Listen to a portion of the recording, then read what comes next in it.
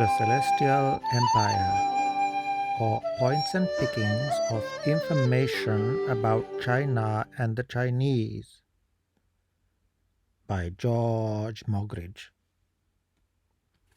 Chapter 32, Miscellaneous. I have now come to the last chapter of my Points and Pickings. When a party sit down to a plate of cherries or filberts, picking out the best according to their fancy, it is only now and then that two persons fix on the same filbert or cherry. In other things, it is just the same. Had any of you undertaken to write a book like mine, most likely his points and pickings of China would have been very different to those I have chosen. Rambling on from one thing to another, I have endeavored to please you, to pick my points and make my matter clear, nor yet too light of heart, nor too severe. What I have now to add will not take you long to read. The following are a few pickings of information of the mountains, hills, rocks, and striking objects of China. Of these, there are some beautiful engravings extant. The mountain chain north of the Milueng group in the province of Jiangxi are truly alpine in their appearance, and the Wu-Tang rocks in which the Cankiang Ho rises are wondrously varied and romantic. The wild streams leap with headlong sweep in their curbless course o'er the mountain steep. All fresh and strong they foam along, waking the rocks with their cataract song. The Xiamun or Rock Gates in the province of Kiangnan, the Hia Hills near Chowking Fu, and the Fuchun Hill in the province of Zhejiang are all worthy of notice, as well as Wuishan or Bohia Hills, Fukien, the Xiao Shan or the Western Seared Hills, and the Yen or Seven Star Hills. The Umatu or Five Horses Heads is much famed. 5 giant steeds to battle driven, men numbered side by side, 5 mountain tops asunder riven, there stand they petrified. Was it fear of foeman wrought or sorcerer's spell, or is it but a poet's miracle?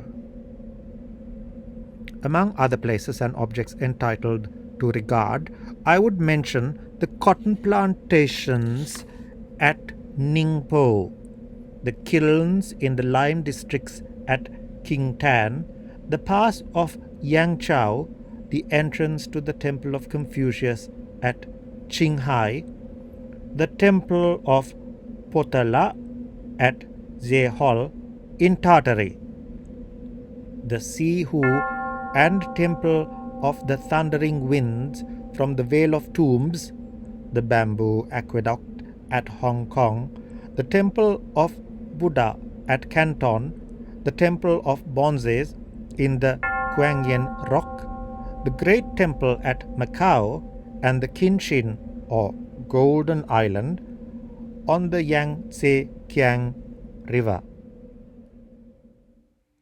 The Chinese reduce merits and demerits, or good and bad actions, to a kind of scale, so that anyone in certain cases may know the value of his own conduct. I shall pick out a few instances by which you will see the proportionate estimate of different actions.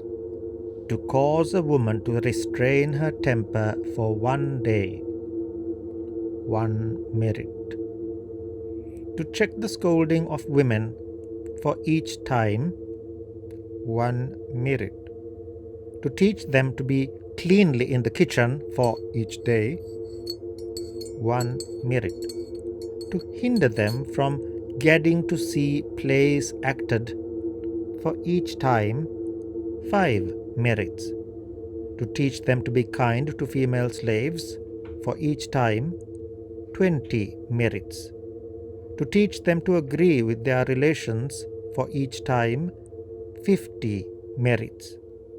To teach them to be virtuous and benevolent for each time, 100 merits.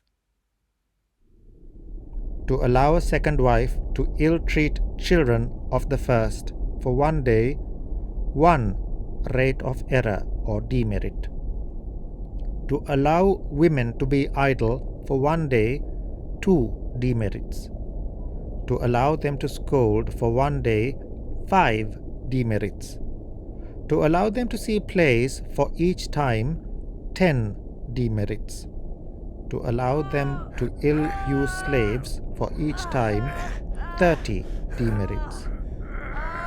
To allow a wife to ride over her husband for each time, 100 demerits.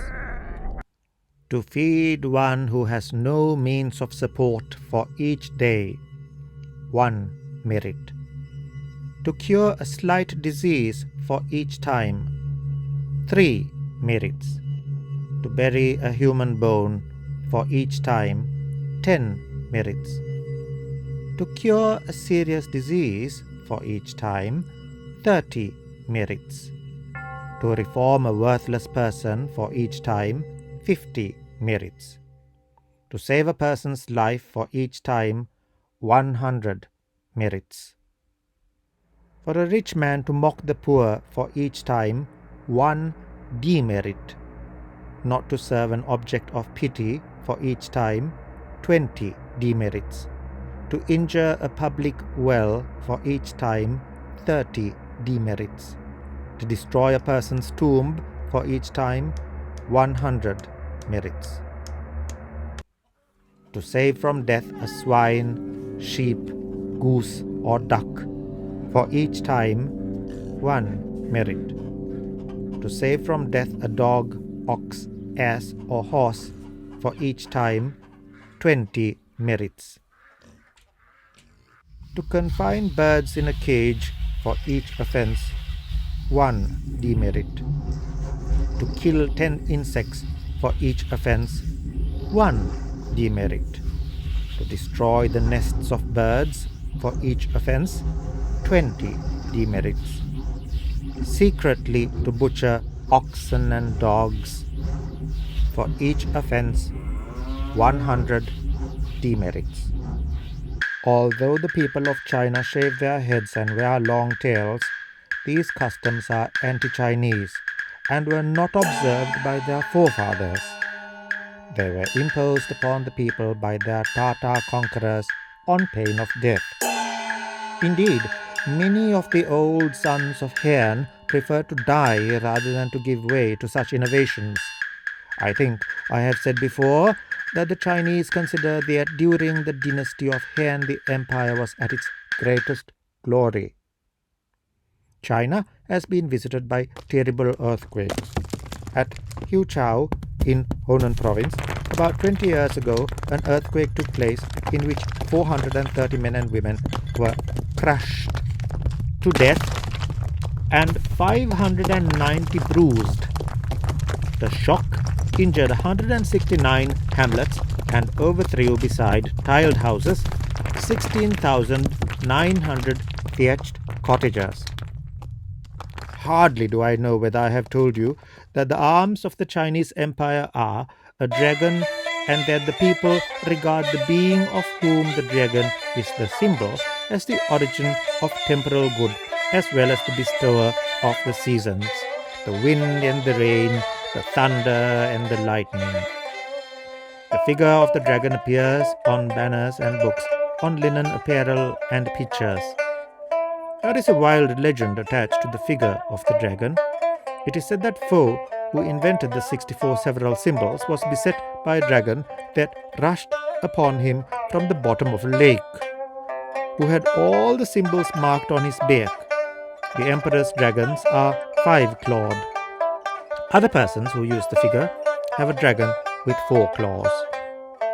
The Chinese make use of horses, sedans, and palanquins in traveling, but seldom use carriages. In great cities, travelers may procure tolerable accommodation, but in smaller towns and villages, it is otherwise. The inns, if such they may be called, are mostly built of mud, and you look in vain for a pavement or boarded floor. There is a mat, certainly, for the use of the traveller, but if he wishes the comfort of a bed and night clothes, he must provide himself with them. The roads are bad, which is a great inconvenience, as journeys are often performed in the night.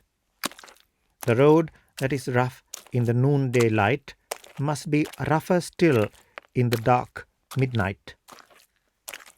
Chinese couriers usually ride on horses, and when on urgent business a feather is tied to the packet containing the dispatch. The express is called a fei ma, or flying horse, and travels about 100 miles a day, having horses always ready at the different posts. The high saddles used in China do not suit me at all. A common message may be sent by a common messenger, but when a letter is sent direct from the emperor himself, a mandarin usually is the bearer of it. He carries it on horseback in a hollow tube slung at his back. The favorable points in the Chinese character are mildness, docility, industry, peaceableness, subordination, and respect for the aged. And the unfavorable points, selfishness, insincerity, falsehood, distrust, pride, jealousy, and cruelty. What a pity it is that there should be so much outside virtue in the world. We ought, however, to encourage kindly feelings towards the black-haired race and to think of them as favorably as we can. The fact that poverty is no reproach among them and that age receives more respect from them than they pay to the affluent ought to influence us much in their favor. When I weigh them in the balancers with regard to their peaceableness and the way in which they honor their parents, estimate merit, and respect age, I find them of full tale and weight. But when I put them in the scale on account of their humility, their disinterestedness, and humanity, their men and their women are light as a feather, sleek heads and pigtails, and club feet all together. Little at present has been done by missionaries in China except the printing of books. The future, however, in this respect, looks more promising than the past. Dr. Morrison, who, assisted by Yung Sam Tak, a native of China, had acquired some knowledge of the Chinese language in England, was sent to Canton by the London Missionary Society, who were desirous to obtain a translation of the Holy Scriptures in Chinese. Assisted by Dr. Milne, Dr. Morrison, as I have before stated, was enabled to finish, beside other works, a translation of the Holy Scriptures, a Chinese grammar, and a Chinese dictionary, and these will remain to future ages a monument of his Christian zeal and untiring perseverance. Some amount of Christian information has been spread abroad by missionaries in the language of the imperial dominions, for the missionary Medhurst computes that, reckoning together complete Chinese Bibles, Chinese and Malay Testaments, and other portions of Scripture, at least 8 million pages of religious publications have been issued from the press in the Chinese and Malayan languages. England is a Christian country, and she cannot add her influence without adding to her duties. She is as much bound to do good as to get good. When her power is increased, her responsibility is increased also. China is an extended field whence she may gather a goodly harvest that is temporal, but she ought to sow that field with seed which is spiritual and eternal. If Christian England be strong, let her not abuse her power, lest she be weakened among the nations of the earth. If Christian England be a sun, let her light shine forth, lest that light be obscured, and she herself be shrouded in darkness. Freely has she received of the word of life, as freely then let her spread it among the kingdoms of the world. I have now given you points and pickings of China, enough to occupy your thoughts. See, then, that you turn your knowledge to advantage. Let the evil of which you have heard be avoided, the good be practiced, and a spirit of kindness towards the sons of Confucius be fostered in your hearts. May England, beloved England, be as she has long been for courage, integrity, humanity, and generosity, the first country beneath the stars. Her justice and her wide command being long renowned in story, and China's good go hand in hand with Britain's lasting glory. The end.